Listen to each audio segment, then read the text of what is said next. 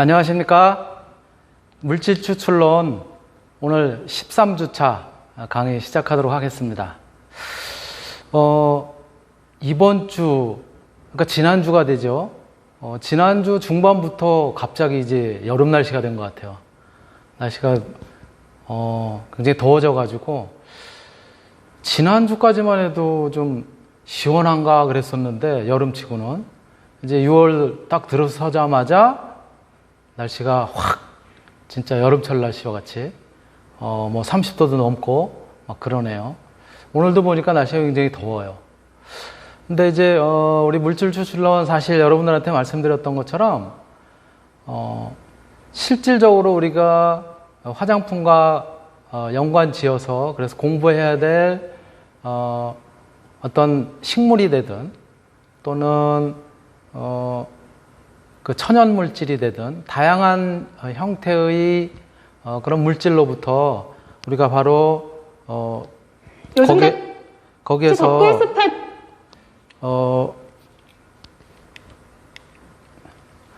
거기에서 이제 그 유용한 성분을 갖다가 추출을 해서 그래서 이제 활용하고자 하는 그런 이제 물질 추출론과 관련된 그런 이제 이론적인 내용들 이런 거는 거의 다 우리가 이제 살펴본 것 같고요. 그래서 지난번 2시간에 걸쳐서는 실제 천연물로부터 어떻게 유용한 물질들을 갖다가 우리가 필요로 하는 물질 또 그래도 그 이용할 수 있는 그런 물질들을 갖다 추출하는지에 대해서 같이 한번 살펴봤습니다. 그래서 먹는 과일로부터 과일인 배로부터 미백 성분인 알부틴을 갖다가 이제 분석하고 또 분리하고 추출을 해서 그래서 정제하는 그런 과정에 걸쳐서 살펴봤고 그와 관련된 이론적인 내용들 이런 것도 이제 살펴봤죠. 또 하나의 예로는 우리가 이제 즐겨 마시고 많이 마시는 커피로부터 카페인을 어떻게 이제 분리를 해서 정제를 하고 할 수 있는지에 대한 그런 이제 관련된 공정들 이런 것들도 살펴봤습니다. 오늘은 사실은 이게 이제 우리 물질 추출론하고 직접적으로 연관이 있다기보다는 우리가 이제 화장품 관련 분야를 갖다가 같이 이론적인 내용이라든가 또 이런 그것들을 갖다 이제 공부하는 차원에서 사실 화장품하고 굉장히 밀접한 연관성이 있는 그런 이제 자연현상 중에 하나가 뭐냐면 이제 날씨예요. 근데 이제 날씨 같은 경우에는 우리가 뭐 통상적으로 날씨에 따라서 피부의 상태가 어떻고 뭐 이런 얘기를 많이 한단 말이에요. 근데 날씨에 따라서 사실 공기 중, 대기 중의 수분, 습도 이런 부분들이 굉장히 좀 달라진다고요. 그래서 오늘은 여기 한 것처럼 13강에서는 날씨와 화장품이라는 측면에서 날씨에 따른 습도의 변화 또 그리고 그것이 어떻게 이제 피부에 영향을 미치는지 이런 거에 대해서 이제 좀 살펴보려고 하는데 사실은 이 부분이 우리 물질 추출론의 차원에서 본다면은 물질의 분리 그리고 정제 이런 차원에서는 앞에서 사실은 좀 다뤘었는데 정습 혹은 제습과 관련된 부분이에요. 그래서 어떻게 하면 수분이라고 하는 즉 물이 이제 보통 상태에서는 이제 수증기 상태로 이제 대기 중에 존재를 할 텐데 그러한 공기 중에 포함이 되어 있는 물의 이제 수증기 상태로 되어 있는 그것을 갖다 이제 분리를 해낼 수 있는지 이러한 부분들이 사실은 이제 물질 추출론하고 아주 굉장히 밀접한 관련성을 갖다 가질 수 있다고 보는 거죠. 예. 그래서 최근의 표현은 정습이라든가 가습이라는 표현을 쓰기보다는 조금 학문적인 표현으로는 조습 이런 표현을 쓰고 있어요. 그리고 이제 수분을 갖다 제거하는 형태는 이제 감습 또는 제습 이런 표현을 갖다 이제 쓰고 있죠. 오늘은 조금 전에 제가 이게 잘못 눌려가지고 먼저 그 영상이 이제 등장을 했었는데 잠깐 먼저 영상을 보시고 지금 이제 덥고 습한 날씨잖아요. 여름철 날씨라는 것이 우리가 텔레비전을 켜면은 늘 뉴스라든가 이런 데서 날씨 얘기할 때마다 나오는 게 여름철은 덥고 습한 날씨 이렇게 나온단 말이에요. 잠깐 한번 보실까요? 네. 요즘같이 덥고 습한 여름철, 땀띠가 생겨서 성가신 경우가 있습니다. 어떻게 하면 땀띠 없이 쾌적한 여름을 보낼 수 있을까요? 오늘은 땀띠 예방과 치료법에 대해서 알아보겠습니다. 네, 이런 식으로 꼭 얘기를 해요, 그렇죠? 그렇죠. 요즘에 참 많이 덥죠. 바깥에 잠깐만 나갔다 들어와도 땀이 줄줄 흐르는데 끈적끈적해진 피부, 결국은 땀띠에 걸리기 쉽다고 합니다. 어떻게 하면 예방할 수 있습니까? 네, 먼저 땀띠를 예방하기 위해서는 피부를 깨끗하고 시원하게 유지하는 것이 가장 중요합니다. 먼저 실내 공기를 쾌적하게 조절해야 하는데요. 여름철 적정 실내 온도는 23도로 습도는 60% 정도로 맞추는 것이 좋습니다. 또 땀이 났다면 최대한 땀을 빨리 씻고 선풍기 등을 이용해서 잘 말려줘야 합니다. 다음으로 피부에 밀착되지 않는 통풍이 잘 되는 옷을 입는 게 좋다고 하네요. 네, 또 혹시 땀띠에 걸렸다면요. 절대 긁지 말고 냉찜질을 하는 것이 좋습니다. 우엉 같은 뿌리 채소를 먹는 것도 가려움증 완화에 도움이 됩니다. 또 알로에를 활용하는 것도 좋은 방법인데요. 알로에가 땀띠에도 좋군요. 네, 그렇습니다. 예. 제가 오늘 가져온 게 바로 알로에인데요. 그런 알로에를 들고 오셨네요. 네, 알로에가 천연적으로 이 피부를 진정시키고 쿨링시켜주는 효과가 있습니다. 약간 이 끈적끈적한 느낌이 이제 피부를 진정시켜주는 거죠? 네, 맞아요. 냉장고에 시원하게 보관을 했다가요. 피부에 이렇게 접히는 부분에 발라주면서 문질러주면 쿨링 효과가 있습니다. 이렇게 발라준 뒤에 흡수가 되면요. 예. 물로 빠르게 씻어서 또 이제 정리를 해주면 좋을 것 같습니다. 예, 적어도 이쪽에 뭐 땀띠 많이 있는 네. 부위라도 좀 발라놓으면 도움이 될 것 같습니다. 네, 박희원 캐스터 수고하셨습니다. 고맙습니다. 네, 이렇게 날씨와 피부에 대한 이야기가 뉴스에서도 그렇고 꼭 등장을 하죠. 그렇죠? 근데 지금은 이제 여름철이니까는 여름철, 덥고 습한 날씨 뭐 이런 식으로 이제 표현을 한단 말이에요. 그런데 겨울철이 되면은 요렇게 또 얘기를 해요. 요즘처럼 춥고 건조한 겨울철이면 아토피 피부염 환자뿐만 아니라 일반인도 가려움 등 피부 문제로 힘듭니다.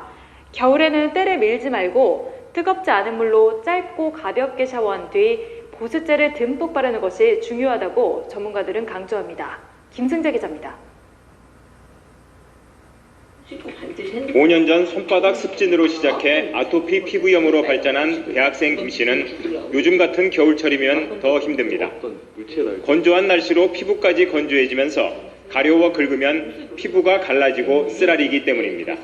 이제 피부가 이제 건조해지면서 갈라지는데 아토피 피부는 이제 더 얇아요. 피부가 얇으면서 이제 피도 많이 나고 이제 간지러움이나 아니면은 또 갈라지면서 피가 나면서 진짜 쓰라리거든요.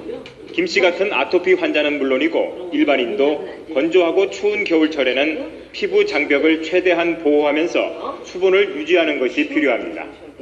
우선 샤워는 최대한 가볍게 하면서 때를 밀지 않는 것이 중요하고 사우나나 찜질방 등은 가지 않는 것이 좋습니다. 반드시 보습제가 포함되어 있는 세정제를 이용해서 가볍게 한 5분 정도로 한 34도 정도의 물 온도로 따끈하게 짧게 마치고 타월도 톡톡 두드려서 물기를 닦자마자 온몸에 보습 로션을 도배하듯이 듬뿍 바르는 게 중요합니다. 집안 온도도 20도에서 22도 정도로 최대한 시원하게 하면서 습도는 50% 정도를 유지해야 합니다.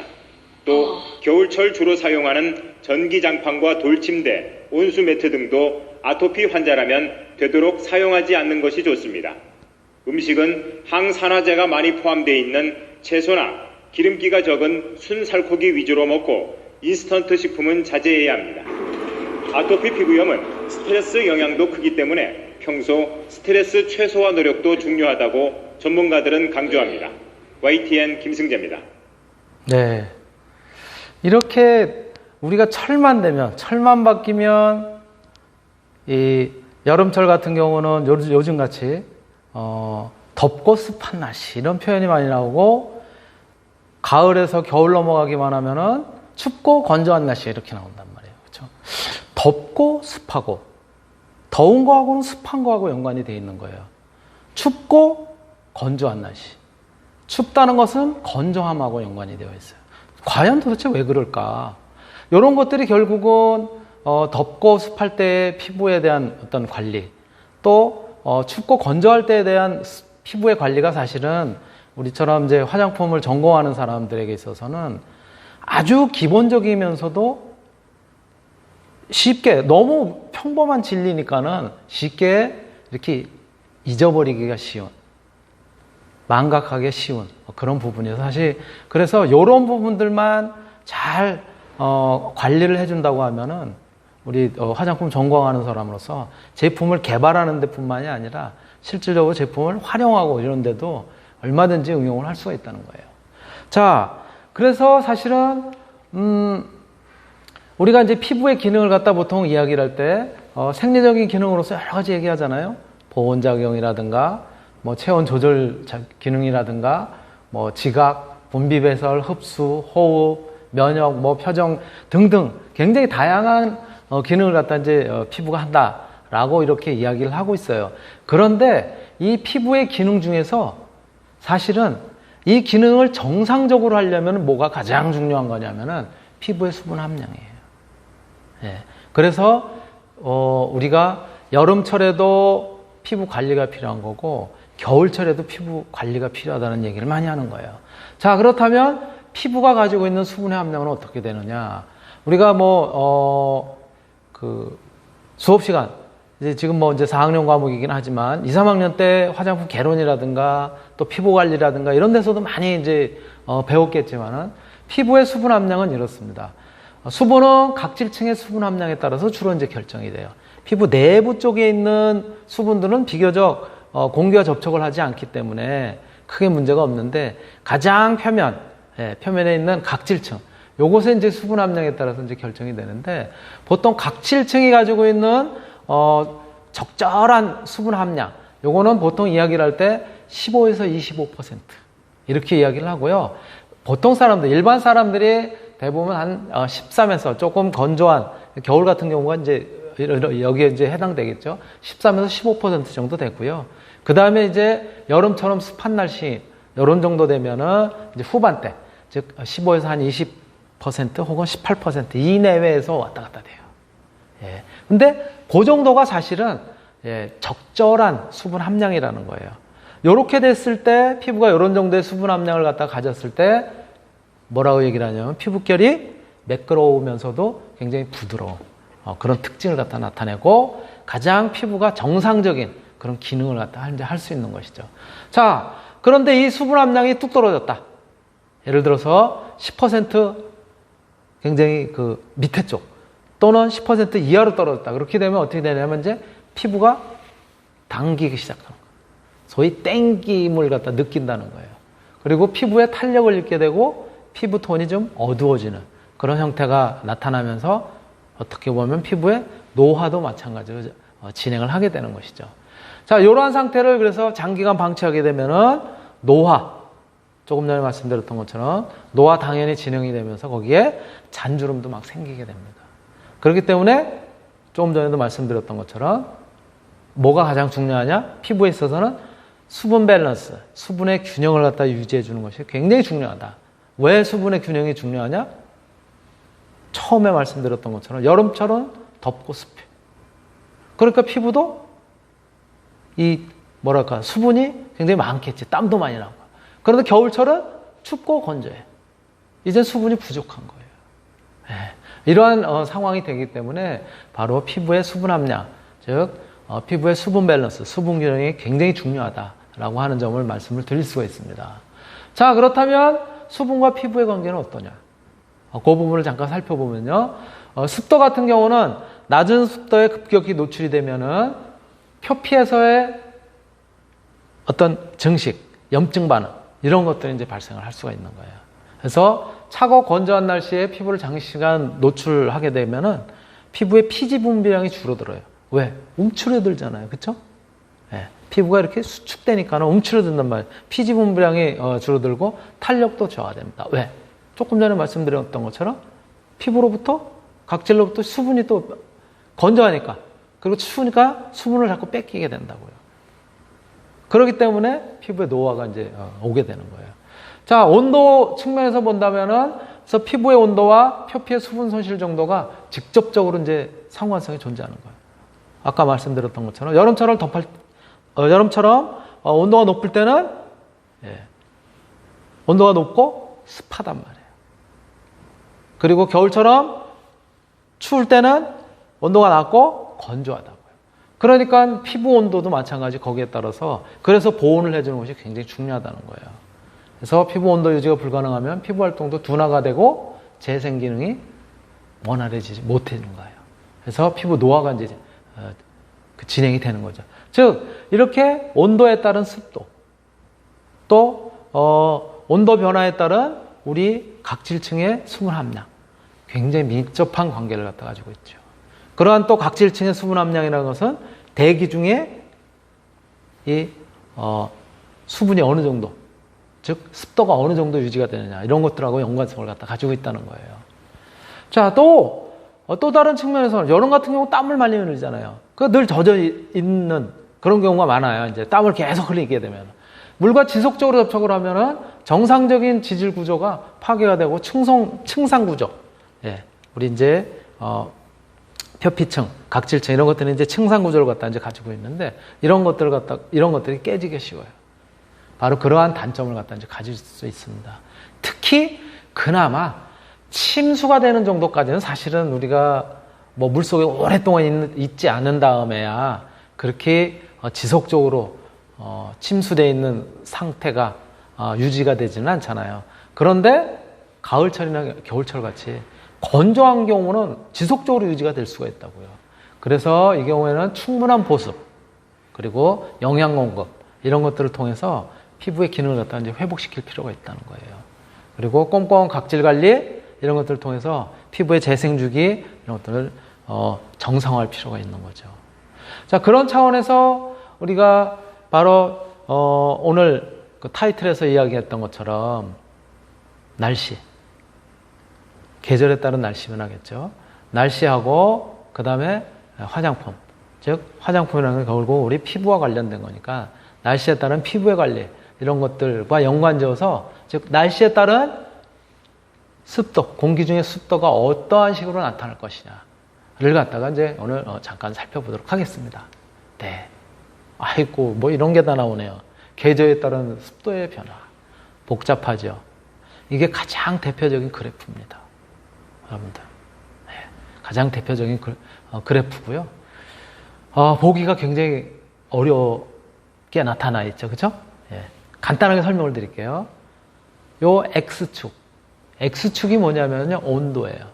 근데 온도는 요거는 이제 우리나라 자료가 아니라 외국 자료를 갖다 그대로 인용을 하다 보니까 이게 이제 화씨로 나타나 있어요. 화씨를 갖다가 이제 섭씨로 환산을 해서 그래서 이제 그래프를 다시 그리면 되겠죠. 그렇죠? 근데 원 그래프를 그대로 이제 활용을 하다 보니까 숫자가 그대로 이제 화씨로 나와 있는데요. 화씨의 경우에는 32도가 0도죠. 그렇죠? 예. 32도가 0도입니다. 섭씨로. 네. 그 다음에 물에 끓는 점인 100도씨는 212도예요. 그래서 대략 눈곱 하나 차이가 1.8개씩 차이 나요. 왜? 32도라고 그랬잖아요. 그렇죠? 0도가.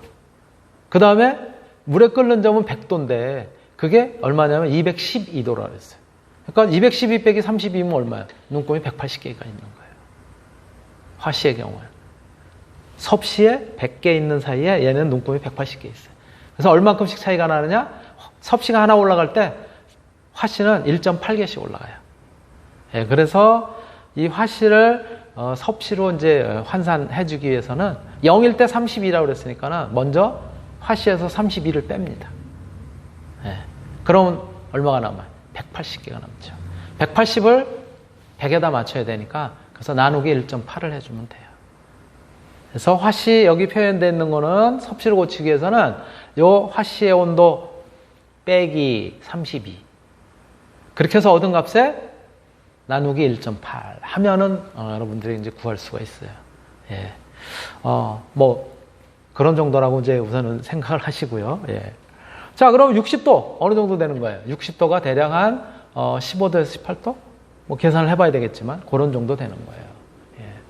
그다음에 이제 80도 정도 되면 이제 보통 이제 20도 후반대 뭐 이런 식으로 이제 가게 되죠. 20도 후반대, 30대 뭐 이 정도 가겠네요. 예. 그런 정도 된다고 보시면 돼요. 자, X축은 그래서 온도를 나타내는 것이다. Y축은 뭐냐? Y축의 경우는 습도를 나타내는 거예요. 습도를 나타내는 겁니다. 그래서 여기는 어떻게 되어 있냐면은 Y축은 공기의 질량, 공기의 질량분에 수분이 얼마만큼 들어가 있느냐, 수분이 얼마만큼 들어가 있느냐, 그걸 갖다 이제 나타내는 거예요. 그런데 요 그래프를 이제 설명을 이제 하겠지만, 우선 이제 그래프를 설명하기에 앞서가지고 여러분들이 잘 아는 요 그래프를 갖다 이제 생각을 하면서 우리 날씨와 혹은 온도와 습도의 관계는 우리가 잘 아는 비슷한 개념으로 제가 설명을 드린다면 뭐랑 같으냐면요, 설탕이 물에 녹는 정도하고 같다라고 생각하시면 돼요. 설탕을 수분이라고 생각하시고, 설탕을, 그 다음에 물을 공기라고 생각하세요. 그러면 자, 물이, 즉 공기가 온도가 높아지면 설탕이 많이 녹을까요? 적게 녹을까요? 뜨거운 물일수록 설탕이 많이 녹죠. 그렇죠? 온도가 높아질수록 수분이, 공기 중에 수분이 많이 흡수가 됩니다. 많이 녹아 들어갈 수 있어요. 자, 물의 온도를 갖다 쭉 떨어뜨리면 설탕이 많이 녹을까요? 적게 녹을까요? 잘 녹지 않죠. 그렇죠? 마찬가지로 공기 온도가 차가워지면 차가워질수록 물이 이 공기 중에 녹아 들어가지는 않습니다. 그 얘기는 무슨 얘기인가요? 공기의 온도가 높으면 높을수록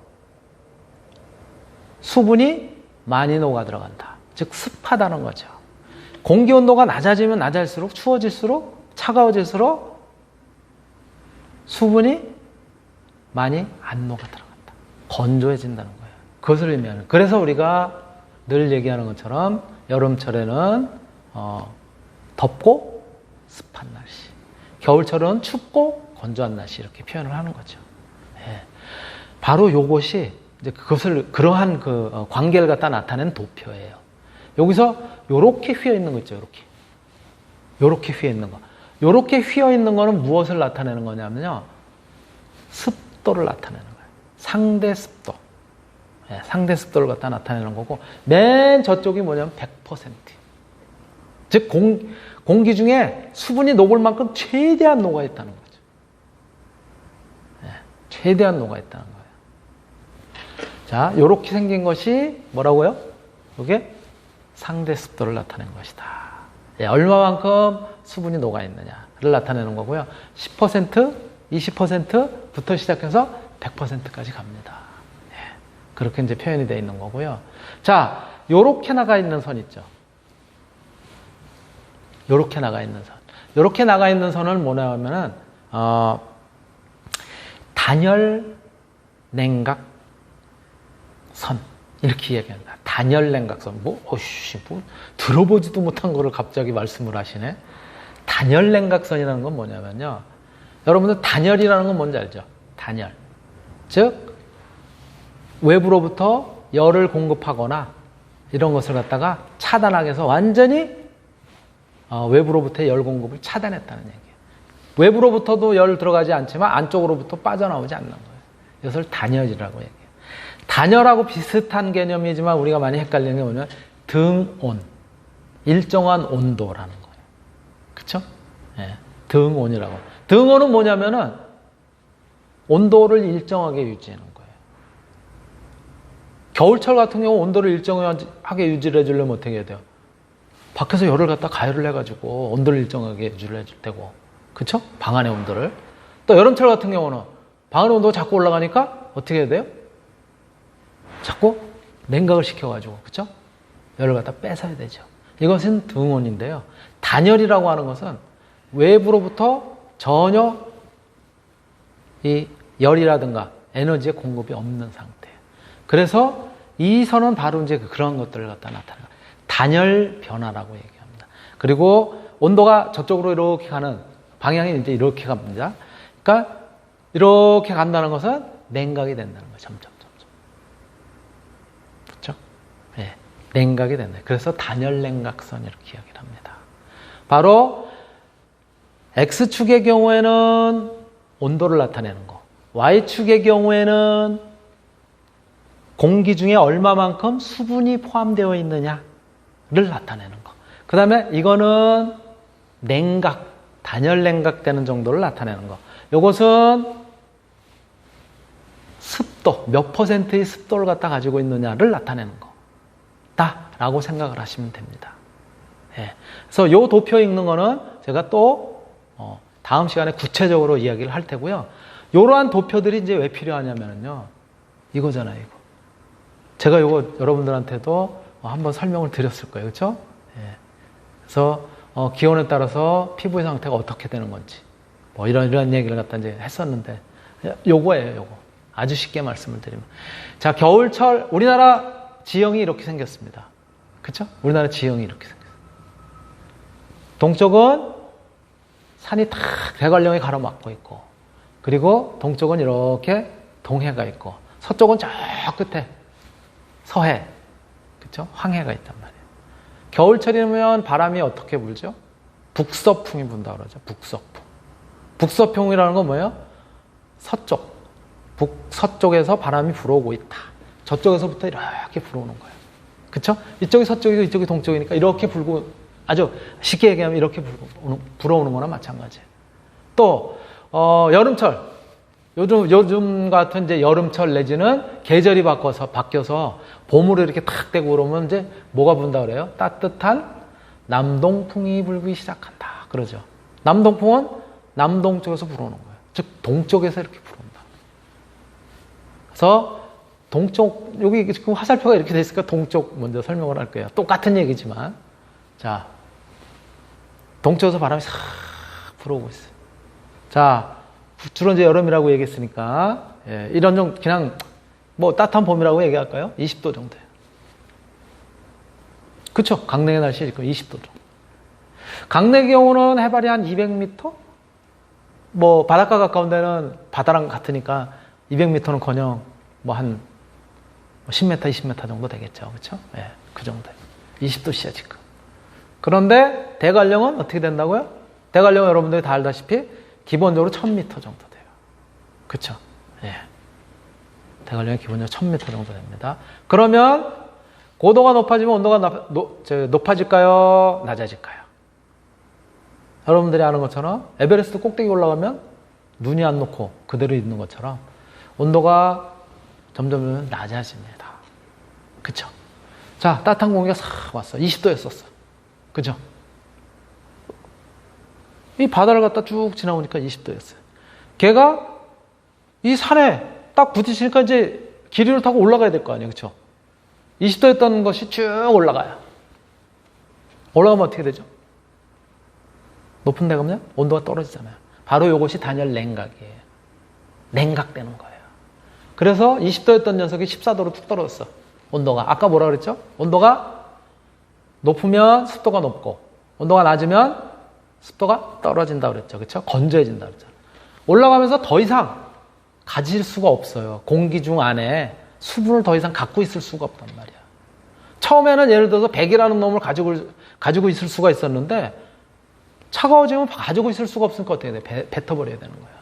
그러니까 여기서 따뜻한 공기가 동해를 갖다 쭉 지나오면서 수분을 많이 먹어먹던 녀석이 쭉 올라가면서는 냉각이 탁 되면서 온도가 뚝 떨어지니까 더 이상 뱉을 수가 없으니까, 아예 가지고 있을 수가 없으니까 어떻게 돼?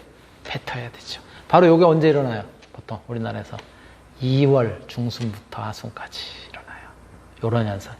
그래서 2월쯤 되면 강릉에 폭설이 늘 내리죠. 1m가 내렸는 둥 이런 얘기를 하죠. 더 이상 갖고 있을 수가 없기 때문에. 그래서 내리는 거예요. 그러면 이제 수분을 버려버렸어요. 그렇죠? 그래서 이제 산을 넘어갔네요. 넘어간 녀석은 수분을 버렸으니까 어떻게 되는 거예요? 그 공기 안에는 수분이 없는 거예요. 건조해진 거예요. 그 건조해진 녀석이 쭉 따라서 내려간다고요. 그죠? 그러니까 저 대관령 넘어서는 건조한 날씨야. 건조한 날씨야. 더 건조한 날씨가 되는 거예요. 그래서 불도 잘 나게 되는 거고요. 쭉 홍천까지 이제 다시 내려가면 온도가 다시 어떻게 됐어요? 높아졌잖아요. 이제 주변으로부터 자꾸 또 이제 적지만 수분을 갖다가 이제 빨아들이기 시작하는 거예요. 그렇게 생각하시면 됩니다. 바로 이렇게 단열 변화에 의해서 떨어지면서 그러면서 수분이 쭉 버리고 그리고 넘어가면 단열 변화에 의해서 수분이 뚝 떨어진 상태로 넘어간다. 이것을 여러분들이 잘 아는 높새 바람, 폐행 현상 이렇게 이제 얘기를 하는 거죠. 바로 이것이 공기 중에 즉 온도에 따른 수분의 함량 변화, 습도의 변화 이렇게 이제 생각할 수 있고요.